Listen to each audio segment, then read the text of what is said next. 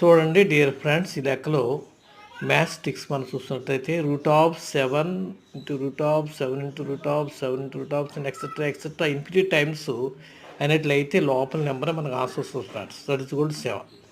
అలా కాకుండా √7 into √7 into √7 into √7 into √7 5 times కనుక్కుంటే ఇక్కడ స్క్వేర్ 1/2 కనుక 2 into 2 into 2 into 2 into 2 5 times friends 32 అవుతుంది.